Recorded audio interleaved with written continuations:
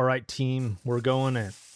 In this Food Lion bag is a collection that is worth $2,400 that I bought for $1,700. And we will now go through together. Do I know what cards are in here? I know there's an Eddie Brock that's worth over $100, which really surprises me, but it is what it is. The rest of it, I don't actually know. I guess I know there's a Thassa's Oracle that's from the pre-release that's still inside of its original wrapping, which is pretty cool. And I think that's this card right here. Check it out. Thassa's Oracle with the date on it. They used to do this. They used to care. You know, they put dates, the full dates. Back in 2020, back when this card, nobody, I don't know if it's fair to say that nobody knew that it was going to be good, but it was a lot cheaper back then. Anyways, now it's like a $20+ card. I'm not sure what the pre-release copy goes for. Yeah, Blessed Citadel. Buying collections is a lot of fun. It's a lot of fun. Nick, how do you buy collections? Well, you go on Facebook Marketplace. That's what you do. And I met this guy through Facebook Marketplace, and we've actually built a relationship. And now I buy collections from him every once in a while. I've given him thousands upon thousands of dollars this year, and he has given me thousands upon thousands of dollars worth of cards, and it works out. We're both quite happy with this arrangement. He reaches out to me and says like, hey, I've got a $2,400 collection. Would you like to buy it? And I say 70%. And he says, yes, please. And I say, okay, great. And this is the kind of stuff we get. A Thassa's Oracle that is still inside of the wrapping. Probably an eBay listing. Probably not a TCG player thing, but I don't know. Have to think about it. Shadow Spear. Here. Yeah, okay. So here's the two big hits. So Ancient Silver Dragon foil. Is that a scratch? You see, I think you can see it like right here-ish. There might be some kind of like scratch or damage to it. I'm actually going to take this out and check on that. I've gotten in trouble, and this is, I guess, a word of warning to people that like buy collections and stuff, is that you buy a collection and you're kind of looking through it and you're like, oh, everything's near mint. But then when you take it out and actually like look at it, it might not be near mint. But this card, once you take it out, it does not have those scratches or anything. It must have been a scratch on the top loader, on the sleeve. And so this is a beautiful card. Just for kicks and giggles. I trust the authenticity of this card. I would not check it normally, but because we are on a YouTube video, and why not? Let me show you what I do. I use this little tool here. There's a link to it down below. Quite cool. The Carson Jeweler's Loop, or whatever it's called, has a light built in, and then able to put this over the green dot and do a green dot test. Excuse me. Just gonna stick my head down and look at the pattern. Sorry, stick my head down, look at the pattern, and so I'm not sure what that looked like. I should probably go back in the recording and check how much of a fool I look under the camera or light or whatever. But and you're looking for inside of the, you should Google this, don't just follow my verbal instructions, but you're looking for 4 red dots inside of the light part of the green dot in the back. And it does, in fact, have those 4 dots. And so I feel great about the authenticity of this card. Nick, where are you going to sell it? Great question. So probably, see, it's a $125 card. I don't know. So I could list it on eBay. I could list it on TCG Player. Eddie Brock is the most expensive card in this collection. It transforms into Venom. Oh, Venom comic book. I see why this is pricey, I guess. The comic book from Spider-Man. Spider-Man. So anyways, some cool stuff. These top-loaded cards, of course, are supposed to be the most valuable ones. Vorinclex, Monstrous Raider. On an aside, the Hatsune Miku commander deck has a copy of Vorinclex. Not the same one, not the Monstrous Raider, but the one that like taps your lands and makes your lands basically halves the mana that your opponents can get from their lands. That is a hardcore card. That is not for the faint of heart. Wow, Jessica's Will.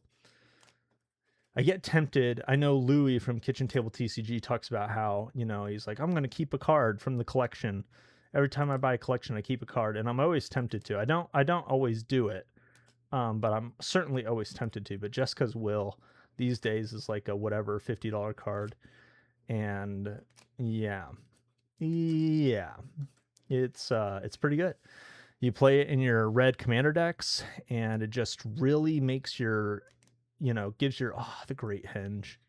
This would go really good inside my Grothama deck.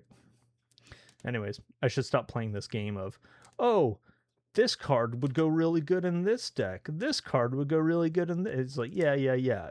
That's you bought an expensive collection. We all know that the cards go good in decks. That's the reason why they cost money. Anyway. But hey, there's Thassa's Oracle, and then there's Underworld Breach. Hey Nick, how do you organize your cards? So alpha set is the gold standard, in my opinion. Chaos sort is the cool thing that's actually the best way to do stuff. But if you're on TCG Player, you really want to sort alphabetically by set. Now, when you buy a collection where every card is from a different set, it doesn't make a lot of sense to alphabetically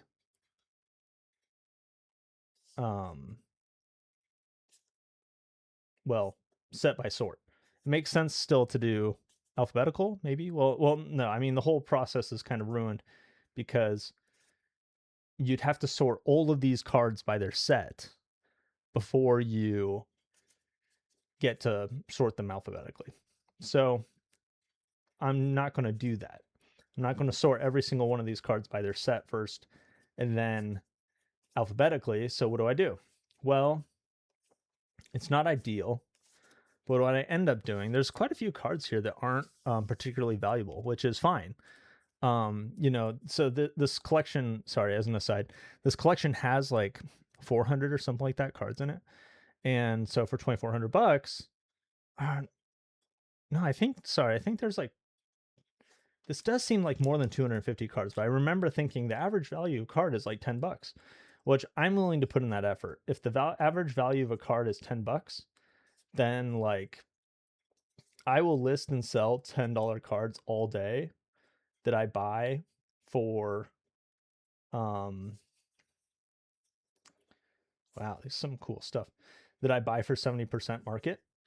Now, if the cards are not, you know, if the cards are worth $1, I am certainly not willing to pay 70% market for dollar cards.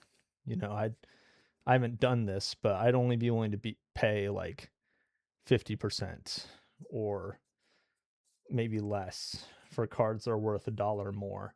And cards worth under $1, I'm really not willing to pay kind of anything for. But I mean, there's a price. When people say like, name your best price or whatever, there is a price where I'd buy anything, right? It's just like lower than anybody would be willing to offer it. So that's that. Anyways, back to sorting. So what do? I sort by color, essentially by card type, kind of. So I sort by color, the 5 colors, monocolored permanent spells. And then I sort by I also have a pile for multicolored. I have a pile for, ooh, this is fun, all the not new anymore Strixhaven stuff. I sort by, oh, this is, gotta be careful with these art cards because, oh, sick. Dismember. I have a pile for multicolored. I have a pile for artifacts or colorless. Oh, sick. The etched and complete Varan Executioner Thane. Not an expensive card by any means, but still cool. And so that, and then a pile for lands, and then I separate foils. You know, I put like foils in the back or whatever. And so it's it works. So when I get an order, I know Magic cards so well that I'm able to go through and say like, oh, I've got, you know, I know that I have an Emeritus of Ideation. I know that Emeritus of Ideation is blue, for example. I know Emeritus of Abundance is green. Control 8 or more lands. This creature becomes prepared. Interesting. And so there's just these, like, if you know enough Magic cards, then it's not that big of a deal to have them sorted by color. You're able to kind of pull them out. You know what you're looking for. Oh, this is cool. It's a Planeswalker, but it's in the old border. Interesting. So that's how I sort. It's not alphabetical, it's not alpha, but when I do get an order, I end up grabbing the cards in the order of the order, if that makes sense. You know what I should be doing right now, though, is sorting by foil and non-foil, because I do not want to. Oh, Elish Norn in the foil. Oh, and it's got the back. It's the foil. I don't know. It's just cool looking. Oh, the 4th Doctor in Surge foil. Hails, yeah. When you scan, so things to watch out for. So what am I going to do with these cards tonight? I'm going to sort them by foil and non-foil, and I'm going to go to bed. And then when I wake up, I'm going to scan them using the TCG Player app. There's other apps, other ways to do this, like Sort Swift and whatever. But TCG Player app is free, and it works with TCG Player, which is what I use for selling cards right now. Are there better ways to sell cards? Maybe. But as far as speed goes, speed to getting your money back, I think TCG Player might be the best. Oh, man. Some of these cards are so cool. So for scanning in the TCG Player app, you can specify if all the cards you're scanning are foil or not. And also when I'm sorting my cards, I separate out foils. And so separating out foils from a collection is like a great first step, in my opinion, to make the whole process a lot easier. What the heck? 10 mana? Deals 10 damage to any target. Nice. Just need to copy that 4 times. You can kill somebody in a commander game. Not necessarily win, but kill somebody. Ah, there is a Japanese card. I went through... Oh, there's multiple Japanese cards. I went through the listing and tried to look and see if there's any Japanese cards. I did not want to buy Japanese cards, but I can go back through... Well... Oh, you know what it is? Is that these cards aren't worth very much money. So anyways, no expensive cards were in Japanese, but there's inexpensive cards that are part of the collection that are in Japanese. Somebody commented on one of my YouTube videos and was like, list your Japanese cards on TCG Player. I want to buy them, but I don't see anyone listing Japanese cards on TCG Player. And it's like, okay, it's you. You're the person out there. Oh, yeah. I think these are Japanese cards. So maybe I will list these on TCG Player. And they are, it's like, or simplified Chinese. Oh my goodness. I need to talk to this guy. But maybe not, because frankly, he's giving me like a sweet deal on his collection. And like I said, the relationship we have is just so good. But yeah, in the past, there have been sometimes where there's like an expensive card in a foreign language. And yes, it says the market price is $100 or whatever, but does it sell ever for $100? And if the answer is no, then it's not really worth $100, isn't it? Ooh, Massacre Girl in the what is it called? Japanese anime. That's what it's called. Thank you. Anime art. So getting out some of these foils, haven't cut them all. Someone in the comment section's like, you missed some. It's like, yeah. So nice. Got out some of the foils. I've got some more foils I need to get out. But This is exciting. It's a lot of work. It's a lot of work to break down a collection, scan every single card, load them to TCG Player, have them sell, package them, ship them, and get paid 2 weeks later. You know, it's a lot of work, but it's fun and it does make money. And especially if you can build relationships with people, not just sellers, but buyers, we're able to, you know, I don't know, just sell to people directly and not necessarily on TCG Player, then you can do extra well. I'm trying to create some of those relationships myself.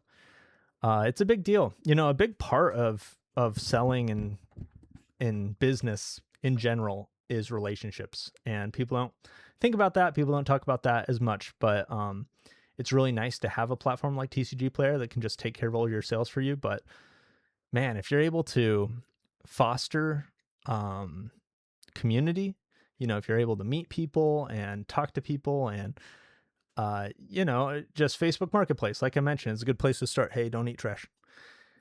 Talking to my dog. Then, anyways, a lot of success to be had by meeting people, talking to people, forming relationships, and slinging cardboard. So, anyways, thanks for watching. If you made it all the way to the end, it's hard for me to know. It's hard for me to know if people. So I don't know. It's super cheesy. I find it dumb when YouTubers are like, comment hashtag YOLO swag at the end of the video if you watch the whole video. You know, I feel like that's so dumb. But at the same time, you know, if you comment something that lets me know that you made it to the end of the video, I'll be very impressed. Not that it's hard to impress me, but impressed I will be. So thanks for watching. Peace.